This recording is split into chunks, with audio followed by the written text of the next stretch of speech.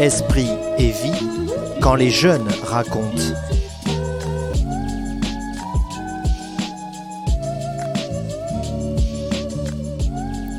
Aujourd'hui, Benoît, étudiant de 21 ans, prend la parole. Il nous partage sa vie d'homme et de chrétien. Il a déjà un parcours très riche, fait de rencontres, de réussites et d'échecs. Sa relation à Dieu est forte et profonde. Il prendra aussi le temps de glisser un mot pour sa génération. Il nous dira quel sens il veut donner à sa vie. Bonne écoute.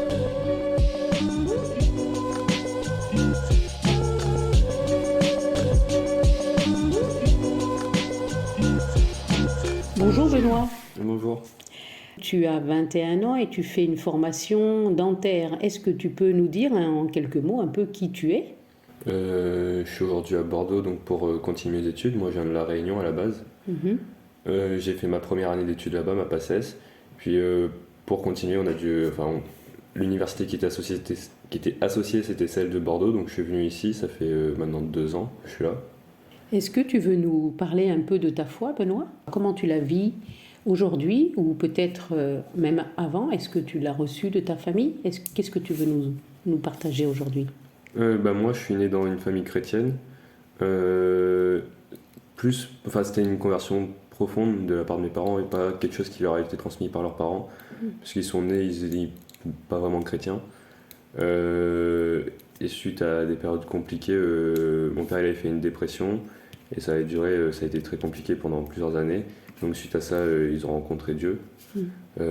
Ça avait commencé par ma mère. Ensuite, mon père en fait, ma mère elle est partie à une retraite et elle est sortie en ayant fait une vraie rencontre avec Dieu et une guérison intérieure assez profonde. Donc elle a été complètement changée. Et mon père, en voyant ça, qui était très sceptique par rapport à ça, il s'est dit qu'il y avait quand même quelque chose derrière. À partir de là, ils ont commencé à cheminer. Dieu, c'est vraiment devenu le centre de leur vie. Et ils ont essayé de nous transmettre ça.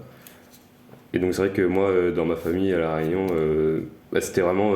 Dieu prenait une place quand même assez importante dans la vie. C'était pas juste du parler et de la théorie, quoi. Dans la pratique, je recevais souvent des témoignages. Ah, aujourd'hui, il m'est arrivé ça, j'ai demandé ça à Dieu, j'ai reçu ça.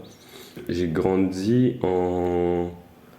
sans jamais douter réellement de l'existence de Dieu, parce que j'en étais persuadé qu'il existait, mais il y a une période où ça me saoulait un peu, quoi, quand même. C'était plutôt... je voyais plus comme des contraintes à vivre. Puisqu'en fait, je pense que la relation avec Dieu, elle s'instaure comme avec toute personne. Faut qu'il y ait 2 personnes, quoi. Et moi, comme j'avais pas forcément de réponse à l'époque, il n'y avait pas de relation, et donc c'était théorique, quoi. Et donc c'était plus des contraintes, des choses à faire et à ne pas faire. Et donc à un moment, j'ai commencé un peu à lâcher, sans vraiment lâcher, parce que j'étais sûr que Dieu existait, parce que j'entendais des témoignages, mais en même temps, j'avais pas trop envie qu'il existe, parce que c'était plutôt désagréable. Donc je me suis, on va dire, éloigné, sans vraiment m'éloigner, donc je continuais toujours à aller à la messe le dimanche. J'ai jamais arrêté de ma vie d'aller à la messe le dimanche, mais voilà, c'était le seul truc que je faisais. Et donc ça continuait comme ça, peu à peu. Et au lycée, je commençais à pas mal décrocher, tout en continuant à aller à la messe le dimanche. Et donc ensuite, j'ai eu ma PACES, donc c'était une année où j'avais pas du tout le temps, je faisais que travailler, donc là, c'était réglé. Et puis l'année d'après, donc quand je suis arrivé à Bordeaux, c'est là où ça a complètement lâché. J'étais sorti du cadre familial, mais je continuais à aller à la messe le dimanche. Voilà, on faisait beaucoup la fête surtout. Et suite à ça, a commencé une période assez difficile, qui avait commencé depuis le lycée déjà, mais qui s'est achevée, on va dire, pendant ma 2e année d'études. Et j'ai un ami à moi qui est décédé quand je suis rentré, j'avais 19 ans, quoi. Et donc là, ça a été un peu très difficile pendant une longue période. Et donc un soir, en rentrant de soirée, j'ai parlé à Dieu et je lui ai dit que s'il existait, qu'il devait intervenir dans ma vie et faire quelque chose, parce que je trouvais pas ça très correct venant de lui, étant donné que moi, toute ma vie, j'étais allé à la messe le dimanche, j'avais quand même fait quelques efforts, et voilà, donc du coup, je lui ai dit si t'existes, tu fais quelque chose. Je me rappelle quelques jours après, je lui ai dit je suis ok, avant je voulais pas que tu sois trop présent dans ma vie et tout. Aujourd'hui, j'accepte. De toute façon, j'ai pas d'autres recours, quoi. Et Ouais, suite à ça, quelques temps après, il y a quelqu'un qui me propose de venir à un groupe de prière de jeunes. Et donc, enfin, pas de prière, c'était plus des topos. Et donc, j'y vais. Et en fait, là, et j'ai découvert quelque chose, c'était qu'il y avait d'autres jeunes qui étaient chrétiens. Et parce qu'à La Réunion, les structures de jeunes sont pas super développées. Ou en tout cas, moi, j'y allais pas, quoi. Je sais pas si elles sont. Enfin, je crois qu'elles sont pas super développées. C'est de mieux en mieux, hein, de ce que j'entends, mais. Et donc, le fait de découvrir qu'il y avait d'autres jeunes chrétiens, c'était quand même un peu une libération. Parce qu'à l'époque, en fait, j'étais tout seul dans ma foi, quoi. À mon âge, j'étais juste entouré d'autres gens qui croyaient pas, qui n'avaient pas du tout les mêmes valeurs. Donc, ça a été un premier pas. Et ensuite, suite à ça, j'ai rencontré un groupe d'amis qui habitaient du coup dans un foyer d'étudiants catholiques, le foyer Saint-Pierre. Et donc, ça m'a vachement parlé. Et donc j'ai postulé pour y être l'année d'après. Donc du coup ça c'était l'année dernière. Et donc je me suis retrouvé au foyer Saint-Pierre et puis peu à peu le chemin de foi il avançait. Pendant les vacances de mes... j'avais 20 ans. J'ai fait une retraite. Et pareil j'ai eu une rencontre, on va dire une première rencontre, pas quand même assez forte avec Dieu et avec Jésus. Donc là, ça s'est passé à l'intérieur, donc je ne saurais pas trop comment décrire. Une retraite en silence. Mais voilà quoi, je veux dire, je ressortais de la retraite, la vie elle reprenait son cours normal. Et le prêtre du coup de la retraite il disait quelque chose de beau, c'était tout a changé, mais rien n'a changé. Parce que tout a changé, on va dire, à l'intérieur, mais à l'extérieur, rien n'a changé. Et donc ça c'est déstabilisant au début. Et donc en sortant de ça, donc c'était. On va dire ma vie elle a pris une autre tournure en sortant de cette retraite. Mais il restait encore à trouver l'équilibre, j'ai envie de dire, entre vie spirituelle et vie réelle, et la vie à l'extérieur. Puisque on vit quand même dans le monde, enfin on est toujours là, et le monde n'y va pas changer, donc, et nous on a changé, donc voilà, il faut réussir à trouver quand même cet équilibre qui a été très difficile à trouver au début. Donc quand j'ai commencé mon année au foyer, c'était une période où je m'étais quand même vachement coupé de mes relations amicales, parce que je me disais que c'était pas quelque chose de bon. Donc c'était une période où je priais beaucoup, donc j'allais à la messe, c'est assez paradoxal, donc j'allais à la messe tous les jours, une demi-heure d'adoration tous les jours, un chapelet, donc c'était on va dire une vie de prière quand même importante, surtout pour un étudiant. Mais en même temps, ce qui est paradoxal, c'est que je parlais jamais à Dieu. Et donc en fait c'était des prières où fallait rien faire, quoi, fallait pas s'adresser, ou alors c'est des prières récitées. Et du coup c'était une période où je parlais pas du tout à Dieu, et c'est venu avec le temps, peu à peu. Et en fait plus le temps passait et moins plus j'étais on va dire souple sur tout ce qui dit prières formelles, j'ai envie de dire, qui ont déjà une forme, qui sont déjà instaurées. Donc moi j'allais à l'adoration, moi je faisais le chapelet, j'essayais quand même de maintenir le rythme des messes, mais qui lui diminuait du coup aussi. Et j'essaie d'augmenter du coup la prière personnelle avec Dieu sur un temps avec une durée beaucoup plus courte, quoi. Et donc voilà, peu à peu je cheminais comme ça. Et ensuite, du coup pendant cette année-là, j'ai pu vachement développer mes rencontres chrétiennes. Et notamment en fait à Bordeaux, donc on a beaucoup de chance d'avoir plein de groupes, plein de choses pour les jeunes. Et c'est cette chance que j'avais pas eu, on va dire, à La Réunion.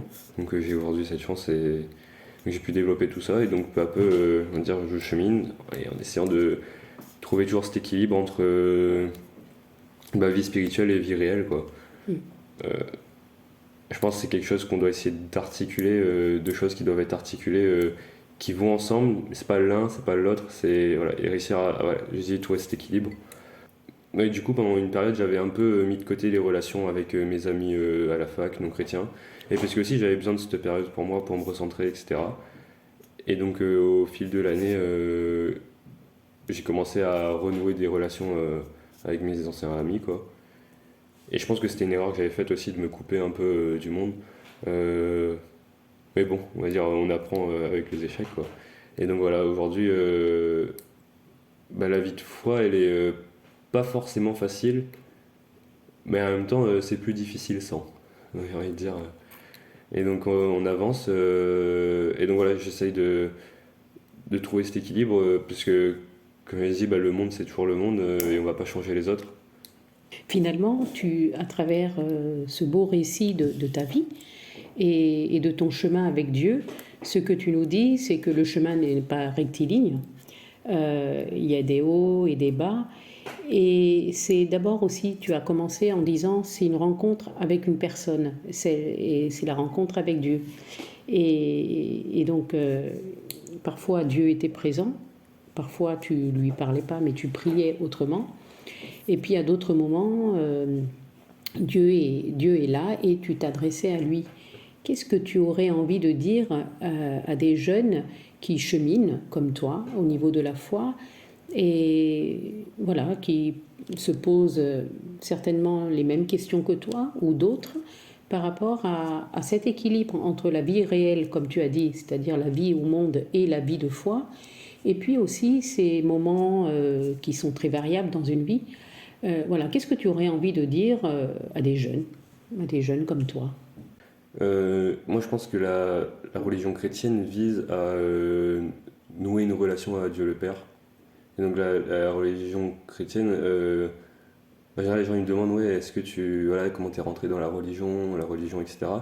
Pour moi, la religion, on va dire, c'est un moyen, mais le but, en fait, c'est la relation au Père, la relation à Dieu. Et la religion, c'est qu'un moyen, mais voilà, moi, je suis pas rentré dans la religion, je suis rentré, on va dire, en relation avec Dieu. Et donc, une relation, j'ai envie de dire, il faut faire comme avec une personne normale. C'est-à-dire qu'au début, on se connaît pas, c'est normal. On apprend, on a toujours nos filtres, etc. Et plus le temps passe, plus il y a de l'intimité. Et si la personne en face, il y a du répondant, on s'entend, etc., la relation va devenir plus intime, plus profonde. Et je pense qu'avec Dieu, c'est pareil. Donc, j'ai envie de dire, on a toujours cette image de Dieu, un Dieu lointain, le Père qui, voilà. Moi, j'ai envie de dire, au contraire, c'est plutôt d'être vrai avec Dieu quand on lui parle. Et Dieu, il pardonne tout, il aime tout le monde, donc tout simplement d'avoir une relation vraie avec lui, de lui parler comme un ami, c'est dans la Bible, comme l'homme parle à son ami, je crois, je sais plus. Il y a aussi des saints qui nous invitent à parler à Dieu comme un ami parle à un ami. Plusieurs saints disent ça. C'est un peu ce que tu nous dis là. Oui, donc du coup, moi j'inviterais forcément à être dans une relation vraie et c'est pas forcément beau, j'ai envie de dire, parce que moi avec mes amis par exemple, on s'insulte un peu. Moi je suis quand même quelqu'un assez très colérique, donc je m'énerve beaucoup. Avec Dieu aussi, je m'énerve en fait. Parfois, ça m'est déjà arrivé de l'insulter, ça m'est déjà arrivé de. Voilà, quand on est on va dire dans le dur, qu'il n'y a plus rien qui va, qu'on est en colère, lui crier un bon coup après, j'ai envie de dire. Tout à l'heure, j'ai dit que quand ma rencontre avec Dieu, elle s'est produite suite à un appel à lui, une fois en rentrant de soirée.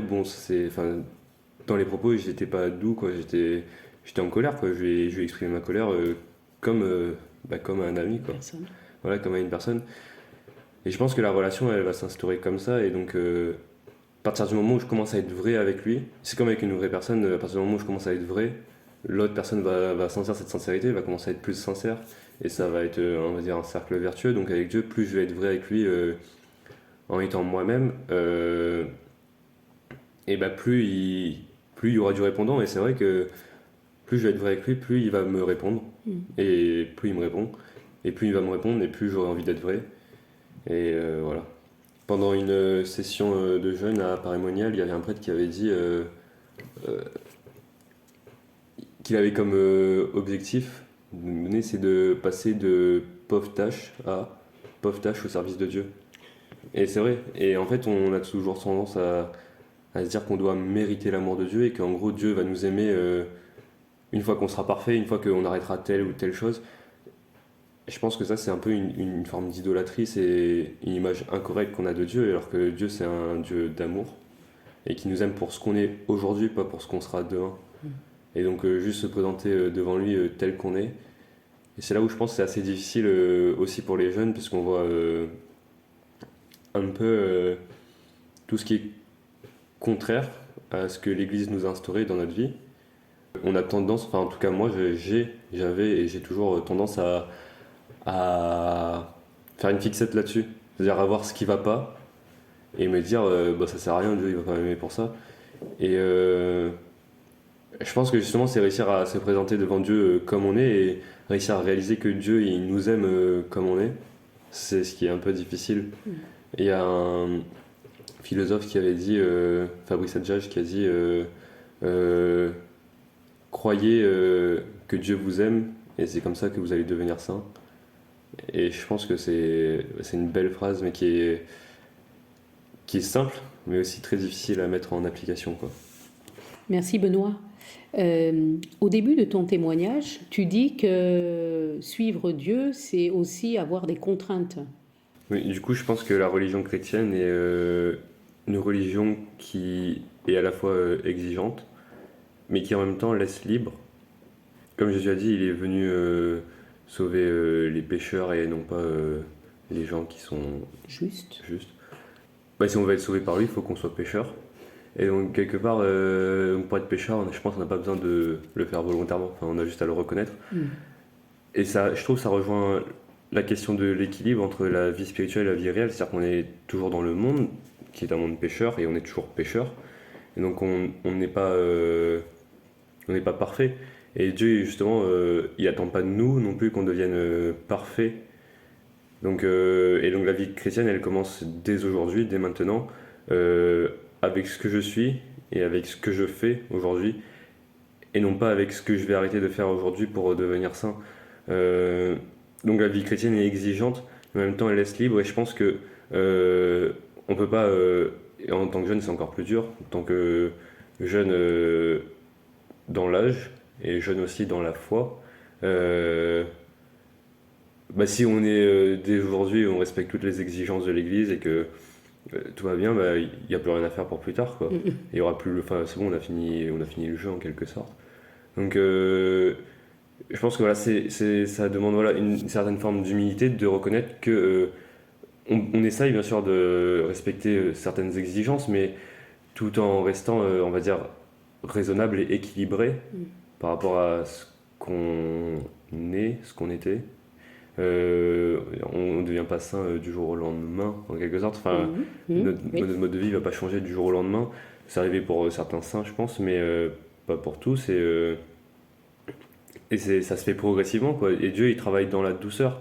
Et donc, aujourd'hui, ce que je fais, si j'ai des choses dans ma vie que je vois qui ne correspondent pas aux exigences de l'Église, juste en prendre conscience. Et c'est déjà beau d'en prendre conscience et de le reconnaître, ça forge l'humilité. Et je pense que on n'a pas à se convertir soi-même. On pense souvent il faut que j'arrête de faire ça, ou il faut que je sois plus comme ça. Et ça marche pas. Parce que c'est dans notre nature. Et au lieu de se convertir soi-même, on peut demander à Jésus de venir nous convertir. Pas de le faire à deux avec Jésus, mais faire à deux, ça veut bien dire faire à deux. C'est-à-dire, c'est pas faire tout seul. Et c'est toute la difficulté aussi. C'est comme dans un couple, on avance à deux. Et donc avec Jésus, c'est pareil, on avance à deux. Et c'est là où parfois ça fait des hicks dans le couple parce que telle personne préfère faire de son côté, non. Et donc c'est là où c'est un peu difficile. Et donc tout ce qui dit obligation, exigence, je pense que non. Justement, c'est ce que Jésus est venu. La religion juive était très exigeante et c'était une suite d'obligations et d'interdits. Et Jésus est venu en quelque sorte couper cela pour nous apporter en fait la liberté.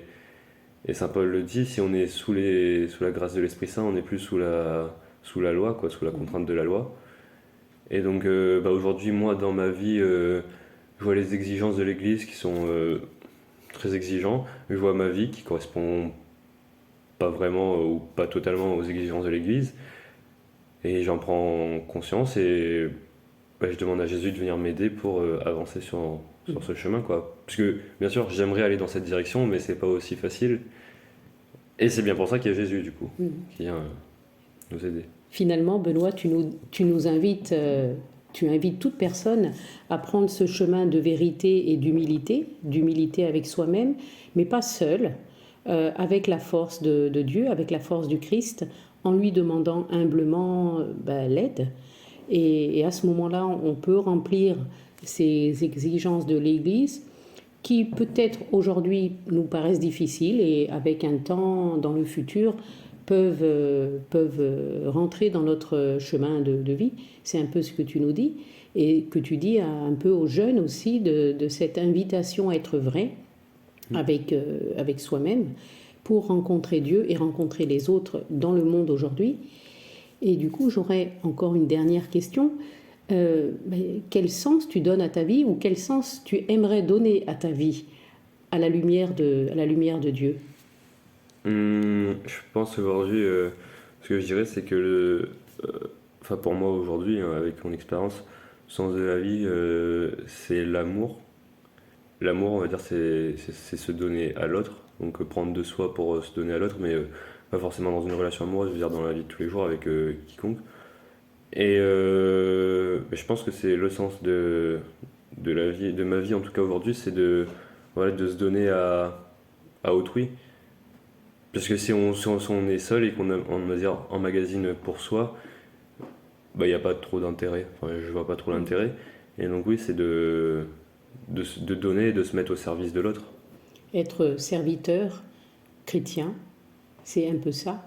Oui. Et prendre la suite du Christ qui est venu jusqu'à laver les pieds de ses apôtres. Et c'est prendre du temps, donner du temps aux autres par l'amour simple. C'est un peu ce que tu nous dis, Benoît. Oui. Merci beaucoup. Est-ce que tu aurais envie de dire un dernier mot pour nos auditeurs? Être chrétien, c'est pas ne pas tomber, mais c'est se relever quand on tombe. Et avec l'aide de Dieu. Merci beaucoup pour cette belle expression, Benoît. Et bien, écoute, je te souhaite une très belle année au niveau de tes études et au niveau de ton chemin avec Dieu et avec les autres. Grand merci, Benoît. Merci.